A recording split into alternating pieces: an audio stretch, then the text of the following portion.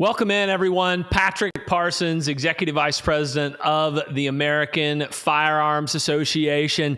I'm here sitting at my desk. We're about 1 month out from Election Day, a consequential election. Control of the United States House and the United States Senate is on the line. We should know that, who controls each body on November 8th or soon thereafter, depending on how long it takes them to count the votes, guys. But today, I am going to break down a few of these Senate races where the American Firearms Association, using your financial contributions, is heavily involved in as we head into Election Day. First thing first, guys, I want to say a huge thank you from all of us here at the American Firearms Association for all of y'all out there who supported us during our end of third quarter fundraising blitz. If you were involved in that at all, guys, you know all of those financial resources go towards making ads to run in these key Senate races all across the country and continue to play those ads and deliver those ads to millions of voters across each and every one of the important Senate races in the country. So over my shoulder here, guys, you are going to see here in just a minute each one of the candidates in these races pop up with their state, and it'll give you a better understanding of exactly who these candidates are. I'm not going to go too far in depth here. Obviously, the radical, gun-grabbing, communist Democrats, all of these candidates are on the Democrat side. They're for everything. They are for assault weapons, so-called assault weapons ban. They're for national gun registration. They're for red flag gun confiscation. Go right down the list. They are for all of it, guys. So I'm going to break these races down so you'll have a better understanding of who these candidates are. The first race I want to throw out there, guys, is the state of Georgia. This is Herschel Walker, the Republican, versus Raphael Warnock, the incumbent Democrat senator who's only been in there for 2 years. He won the special election in January of 2021, so almost 2 years ago now. He's been exactly what we thought he would be, a radical communist, gun-grabbing Democrat, guys. So this is going to be a very important race, and we're going to be heavily involved in this race, not only from the American Firearms Association, but from our state affiliate, the big, bad, powerful Georgia gun owners in the state of Georgia. The second race I want to highlight here, guys, is Pennsylvania. This is Dr. Oz. Everybody knows Dr. Oz, the Republican, versus John Fetterman, another radical communist Democrat up there in Pennsylvania. Highly, highly competitive race, as is Georgia. That I just laid out there, guys. But our state affiliate, the Pennsylvania Firearms Association, is spending big in this race, educating gun owners and voters on the positions of these candidates. AFA, we're going to be involved in this race as well, guys. One of the top races in the country, a huge population state, a very expensive state. So if you want to chip in to help our ads run, which we're going to be rolling out here in the coming days, guys, if you want to continue to chip in and help us run ads, or our state affiliate, Pennsylvania Firearms Association, we will put that money to good use. The next state I want to highlight, guys, is Nevada. Some of y'all call it Nevada. I call it Nevada. You're just going to have to get over it if I said it the wrong way or the opposite way of how you say it. This is Republican Adam Laxalt versus Catherine Cortez Masto. She's a communist Democrat incumbent senator. She won, I believe that race was in 2016. I don't think it was a special election, but she's been in there for 6 years. Communist to the core. A lot of the polls show Laxalt, the Republican, ahead in the polls, but barely. We're going to be involved in this race. Hopefully, as we head into Election Day, guys, and the more resources we can continue to raise, the more we can run ads, we can do emails, we can do mail if we can raise all those resources. Very, very expensive to operate in these races, but it's another top race that will prove consequential on Election Day.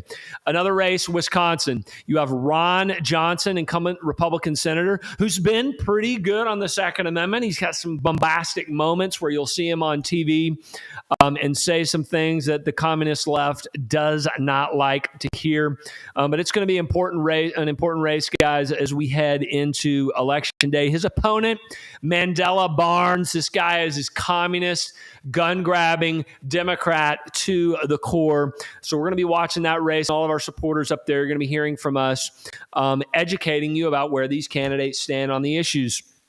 The next race, another super high-profile race, is the state of Arizona. The Democratic incumbent there is Mark Kelly. You may know him and his wife, Gabby Giffords, who is a longtime communist Democrat, big time in the gun control movement.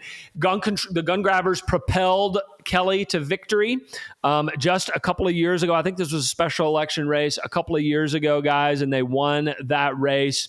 His opponent is a guy named Blake Masters. From what I understand, Masters is very strong on the Second Amendment, and from all the information we've been able to gather and people that we've talked about, a lot of his campaign commercials feature long black rifles, which is important to us. But this is a race where Kelly is in the lead at the moment. He's an incumbent Democrat. Masters has okay money, but he's going to need a big infusion there at the end probably if he wants to win this race. But we're going to be educating gun owners and Second Amendment supporters and voters across the state about where these candidates stand on the issues. The next race we're going to highlight is Ohio. This is J.D. Vance versus Tim Ryan.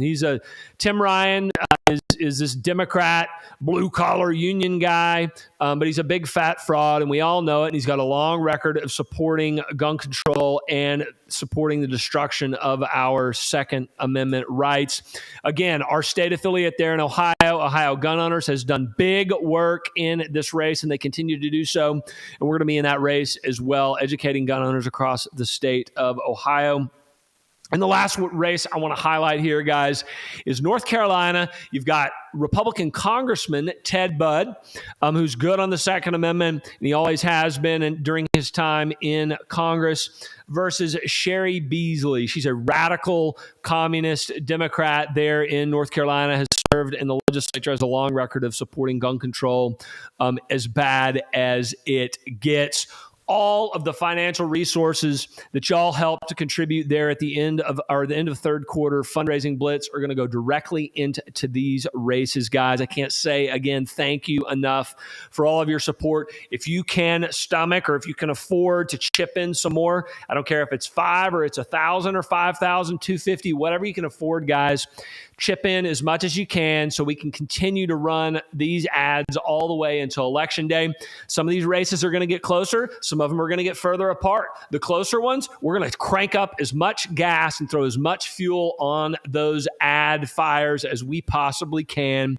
So we hope to continue raising resources and continue to fire away on our ads in these races as we head into Election Day, guys. The Senate is tied 50-50 right now. Kamala Harris, y'all know Kamala, she is the tie-breaking vote. If Republicans pick up a couple, it's going to be 52-48. If they don't pick up anything, it could be 50-50. Democrats could get 51-49. Chuck Schumer, if you read our email newsletter the other day, guys, he gave Democrats a 60% chance of holding the Senate. We know the consequences of the November election. Democrats keep control. They're going to nuke the filibuster, and heaven forbid they keep control of the House, but they're going to nuke the filibuster. They're going to push everything through. It won't take 60 votes anymore. It'll take 51 to pass everything you can possibly imagine. So-called assault weapons ban, on down the line, guys. National gun registration, red flag, gun confiscation, ammo bans, magazine bans, on and on and on and on and on, guys. So keep up the fight out there. If you're not yet a member of the American Firearms Association, you can join up at joinafa.org or renew your membership there at joinafa.org. Guys, I appreciate y'all and everything that y'all do. Thanks for watching the video. Hopefully you found some more, maybe put a face to a name on some of these candidates. around the country and in these races that we are going to be involved in here at AFA. Keep on the lookout for some of our ads that we're going to be posting here in the coming days, guys. Thanks again for all of your support. I'm Patrick Parsons, Executive Vice President of the American Firearms Association. Keep up the fight, never back down, never give an inch, and let's win for the Second Amendment, and let's go on offense in the Congress and in the Senate in 2023. We love you guys. Thanks, and we will talk to y'all later.